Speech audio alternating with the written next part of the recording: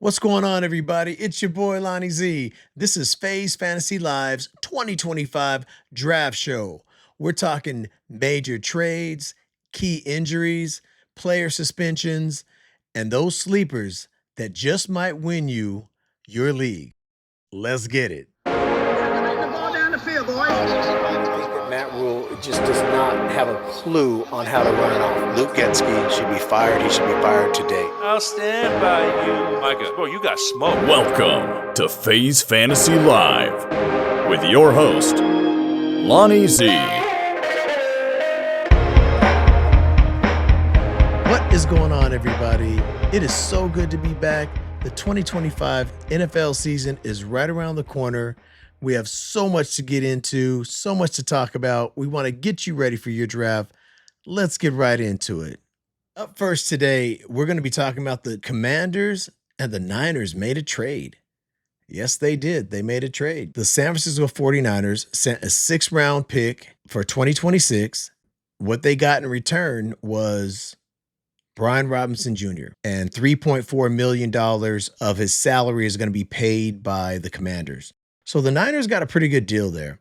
Brian Robinson Jr. is a really good back. And what this does for the 49ers is it solidifies their backup for Christian McCaffrey. And it kind of makes you wonder, how healthy is Christian McCaffrey? Now, we know in the past, when McCaffrey gets hurt, sometimes it could be for multiple seasons. It takes him a while to get back. And he had a calf injury, and it was pretty significant. So I'm kind of hesitant on him this year. He's going anywhere from the 5th to the 10th pick overall, first round again. So if you draft McCaffrey, you better draft Brian Robinson Jr. Isaac Guerendo is kind of banged up in training camp this year. So the Niners felt like a real urgency to go out and do something. And they did it. I think, getting Robinson at that price is great for them. We'll see how it all turns out, but I think the San Francisco 49ers made out good. And if you draft McCaffrey, you better draft Brian Robinson Jr.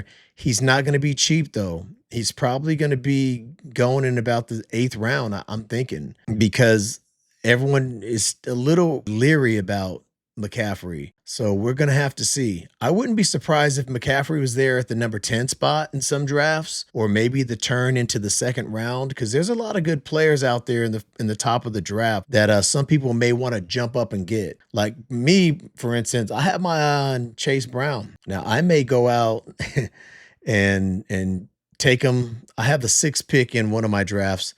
You guys are going to call me crazy, but I like Chase Brown so much.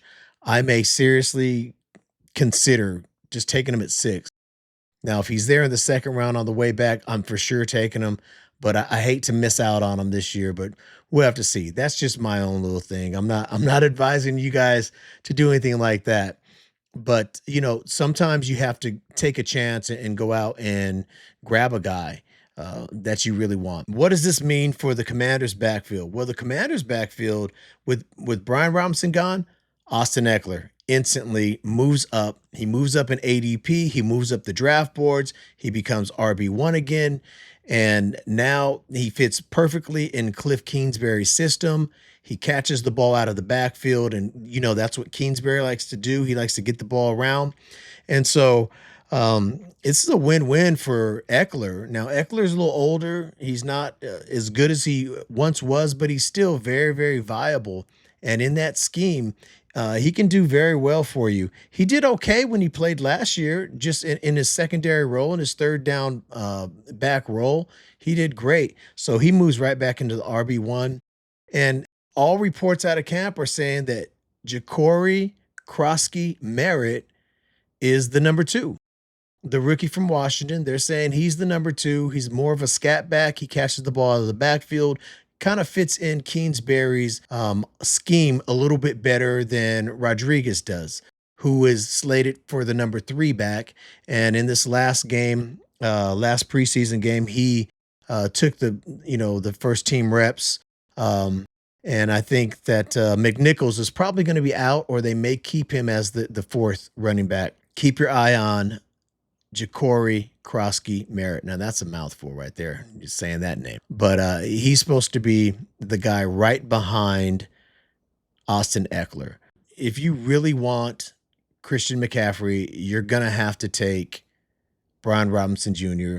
because last year, if you didn't take Jordan Mason and you took McCaffrey first or third or second or whenever overall that you took him, like I did, I took him first, and I did not take Jordan Mason, and that was, that was just a dumb move on my part. But it cost me. And so this year, if you're going to draft McCaffrey, it's really important that you take Brian Robinson Jr. As the handcuff. He now becomes probably the number one handcuff in all of football. That's what happened with that trade. Moving on, we're going to talk a little bit about some suspensions and pending cases around the league.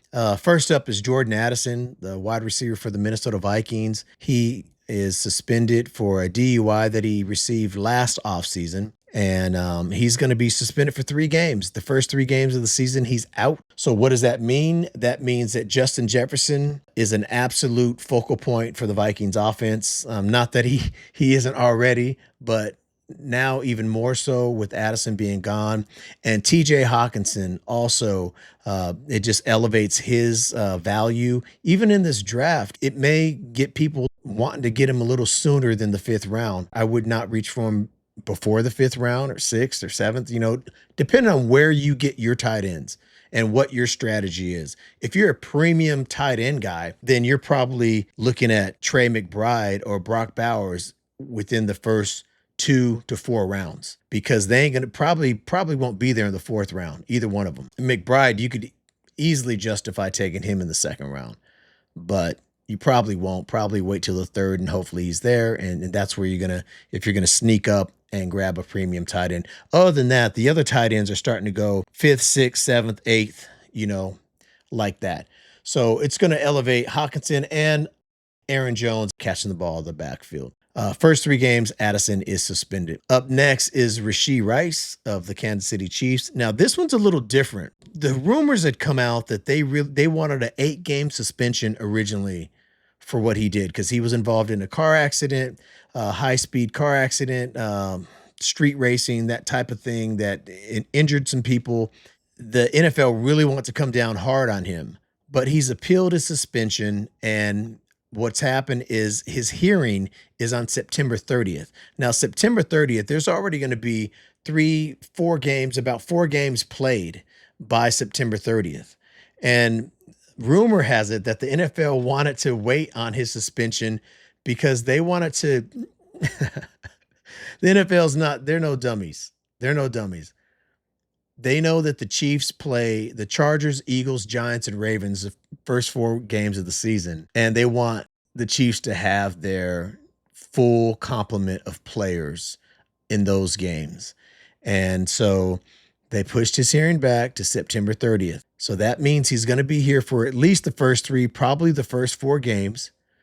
But then once that suspension comes down, it's going to be, rumors are saying, at least 6 games. And to lose Rashee Rice in the middle of the season for 6 games, that's going to hurt you. So strategy on Rashee Rice is, if you're going to draft him, if you have to have him, you'll probably get him around the 6th, 7th round, because that's where he's going. And then you need to have had a couple more wide receivers, 1s and 2s, ready to just wait out his suspension for whenever he comes back and try and make a playoff run or something like that. In the meantime, Xavier Worthy is a great pickup. He should have a breakout year. He's a breakout candidate. So look for him to do some big things as they anticipate the suspension of Rashee Rice. In Detroit, Jameson Williams, he had a gun charge, but that's been dropped from the NFL, so he's good to go. And he's looking for a breakout season, his 3rd year in the league, and he should be ready to go. And, everything clicking on all cylinders in that offense. Look for Jameson Williams to have probably his best year. I would imagine if he stays healthy, another year under his belt, he's going to be really, really highly sought after this year. So the takeaways from that is Jefferson's value is sky high early in the season.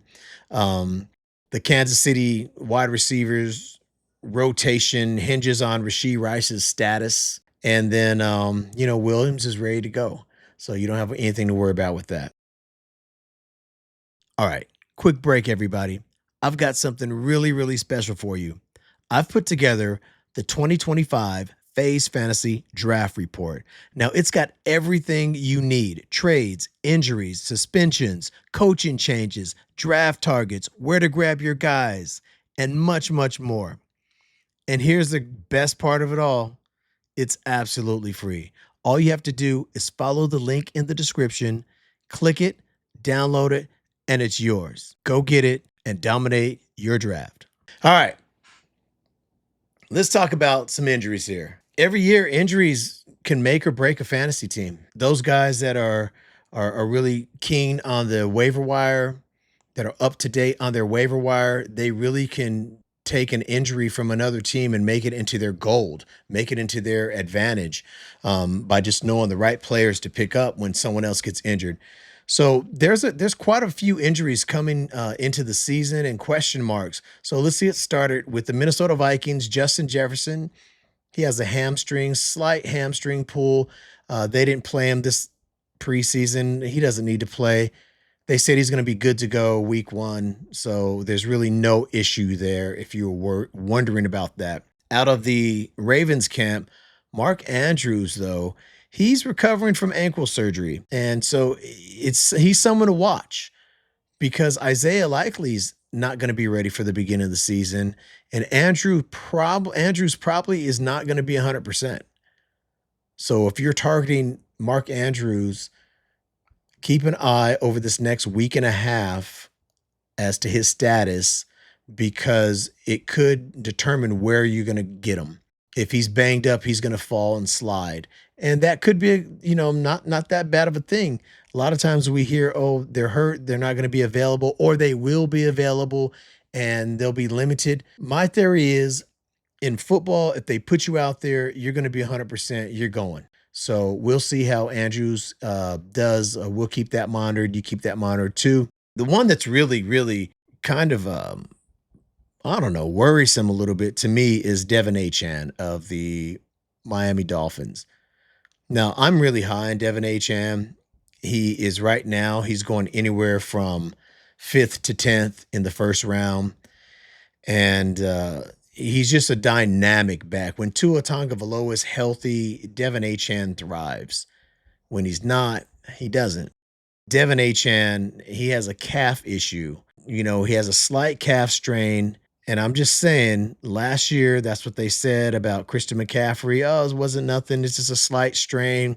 And we all saw what happened with that. It always kind of worries me when a running back has a leg problem or a calf problem or something like that, because they really need their legs to run and be strong and to do what they do. They're saying that they're not sure if he's going to be available for week 1 yet.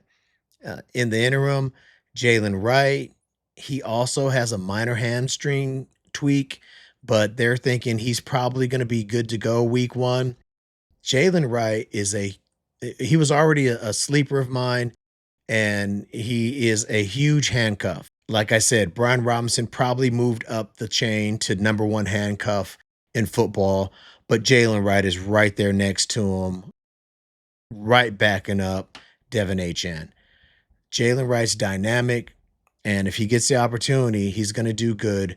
So keep your eye on that Miami Dolphin backfield situation. Out of Texas, you have Tank Dell, who is, they're saying he's rehabbing and he's looking okay, but I haven't heard anything that said that he's going to be ready for week 1. And that kind of alarms me a little bit. So if Tank Dell is not ready for week 1 or ready to start the season, then Texas, they have Nico Collins, but they have another guy that we're going to talk about, Jaden Higgins, in our sleepers segment. So keep an eye out on Tank Dell. He probably is not going to be available for week 1. Sticking with the Texans, we have Joe Mixon. Joe Mixon, he's been banged up with the knee issue since last year.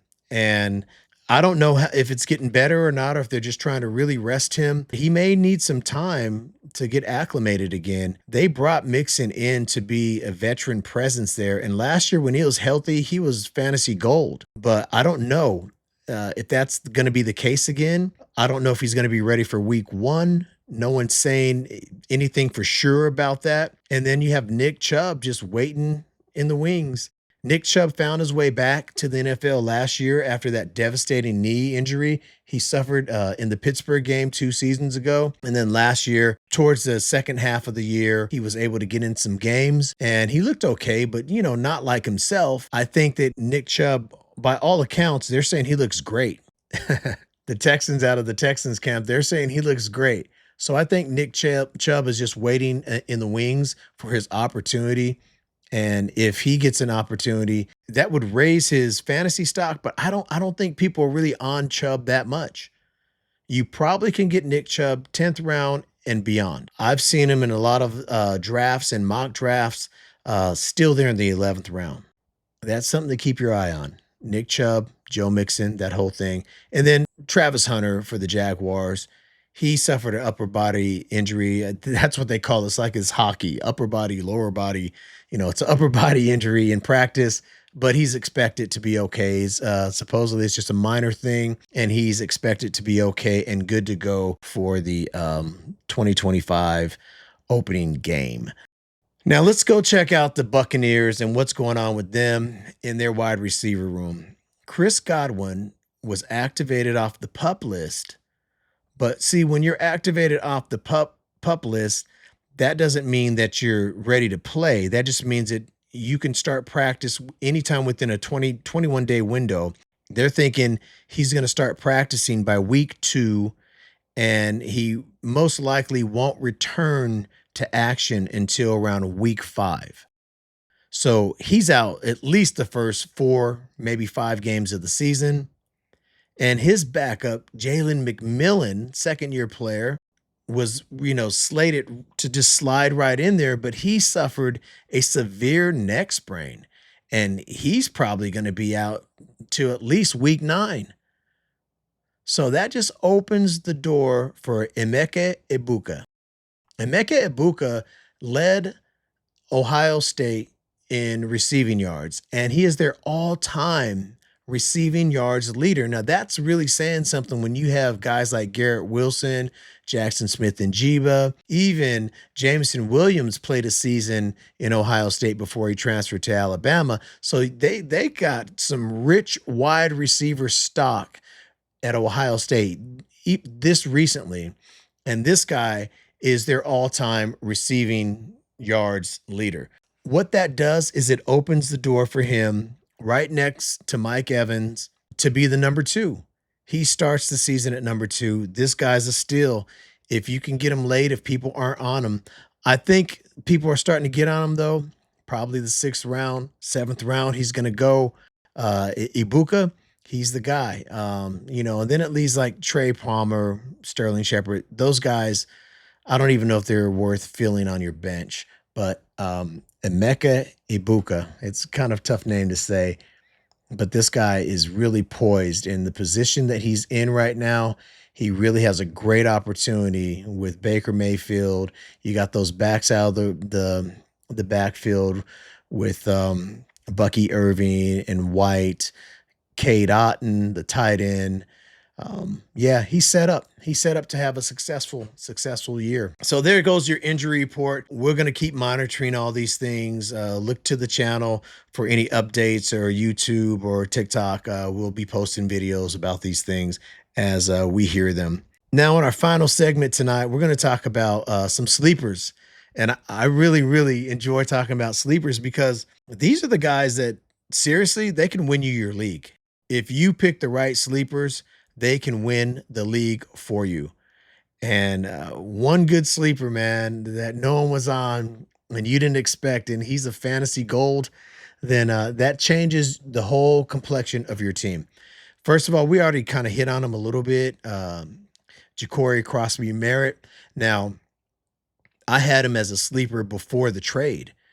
Now he's not going to be so much a sleeper anymore, but you still can probably get him late. You probably can pick him up like I said, anywhere after the 8th round, ninth, maybe 10th round, I don't think people are going to be on him. They're not going to be handcuffing him as much as some of these other handcuffs. Keep an eye on him. From the Indianapolis Colts.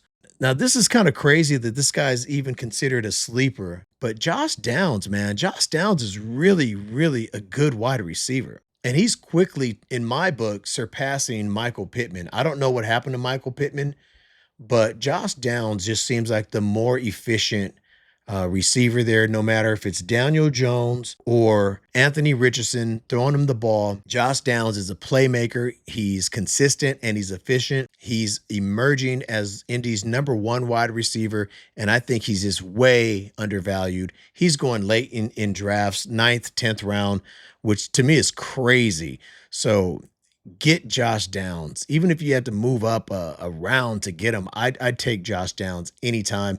If I get him in the 9th round, that means I already have my #1 and my #2 wide receiver, and he's going to be my #3 wide receiver, but he's really wide receiver 1.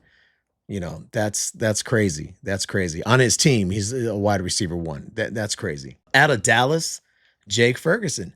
I think Jake Ferguson is due for a breakout year. When Dak Prescott was healthy, Jake Ferguson led the NFL in red zone targets. And I don't think that's going to change this year. Dak loves CeeDee Lamb. He loves Jake Ferguson. And Dak is healthy this year. Look for Jake Ferguson late in the draft. You can get some sneaky tight ends late in this draft. We have a couple more right here in this sleepers section. Roschon Johnson, the running back from the Chicago Bears, is next on the line. Now, Roschon could really thrive in a 2-back system. And now that Ben Johnson is the head coach of the Chicago Bears, Ben Johnson, if you recall, he loved running 2-backs. He always ran 2-backs in Detroit, especially when he got David Montgomery over there, and then they drafted Jahmyr Gibbs. Those two guys just went crazy, and they were both fantasy worthy. You could draft both of them and just plug them in your lineup, and they'd get 15 to maybe 20, 25, 30 points a game, on average. So I don't see anything different between DeAndre Swift and Roschon Johnson. And I'm not saying the skill level, because obviously Jahmyr Gibbs is dynamic, and he's just a cut above most running backs, and Montgomery is still very serviceable. But the way that they're going to run their offense, those two guys are going to get the ball a lot. I'm telling you right now, Roschon Johnson, keep an eye on him. I don't think too many people are on him. You can get him late, and he'll be great to put on your bench. And then probably he could even, depend on how your team is set up, he may be a good flex for you, a flex option. Now, getting back to the Texans and their receiving core, Jaden Higgins he really has a perfect opportunity right now to line up across from Nico Collins in the #2 slot for the Texans. Now, we all remember what CJ Stroud, Nico Collins, and Tank Dell did. They tore it up 2 years ago, and they're all young guys. And here comes another young guy, Jaden Higgins, and he's a dynamic wide receiver. And I think he's going to get high volume, because it's just going to be him and Nico and maybe Dalton Schultz, but they didn't use Dalton Schultz that much last year. And I'm looking for CJ Stroud to have a bounce back season and have a much better season. He's not on my sleepers list, but he's an honorable mention to have a much better fantasy season than he did last year. Look for Jaden Higgins. I'm telling you, the situation is why he's the sleeper. Wide receiver 2, right off jump, and he's ready to go in that offense. So this is a great time to grab him 10th or later. He's probably going to be there. If you're looking for a wide receiver late in the draft, that's the guy you want to look at. Now, over to the Jets. The Jets have a whole new coaching staff. Aaron Glenn is there as a head coach. Aaron Glenn is a defensive guy, so he's smart. What he did is he brought his buddy from Detroit, Tanner Engstrand. Tanner Engstrand was the tight ends coach for the Detroit Lions, and partly responsible for us knowing who TJ Hawkinson is, Sam Laporta is. You see where I'm going with this one? They developed under Ben Johnson and Ernst Ingstrad, they developed tight ends. And so you have to look at Mason Taylor. Mason Taylor's a rookie. He balled out in college, and they expect big things. And it just came out this week. Aaron Glenn said that they really want to involve him. They have a big role in store for him in their offensive scheme this year. Mason Taylor is going late in drafts. Some drafts, he's not even drafted. I don't know how that's happening, but he's not. But he can have a breakout rookie year, kind of quiet at first, but is probably going to be very, very consistent in that offensive scheme. They have two backs that they're going to be running out there with Breece Hall, Braylon Allen. They have Garrett Wilson. And so Taylor is just going to be a nice little sneaky play. Look for Mason Taylor late in the draft. If you're looking for tight end value and production, you're going to get it out of Mason Taylor. Another tight end for Ben Johnson, Colston Loveland, man. Reports coming out of camp that this guy's a beast. This guy is going to tear it up. And so they have a lot of weapons in that offense for Chicago. And I think that Caleb Williams, look out for him. He's going to have a much, much better year this year. And Ben Johnson loves developing tight ends. So look at Colston Loveland. He already has the skill set. He's very athletic, big, robust guy. They drafted him early in the draft.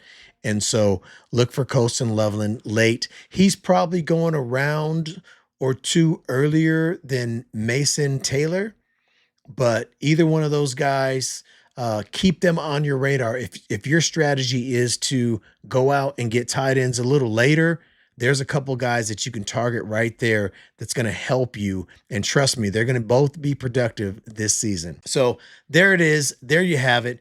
There are your sleepers.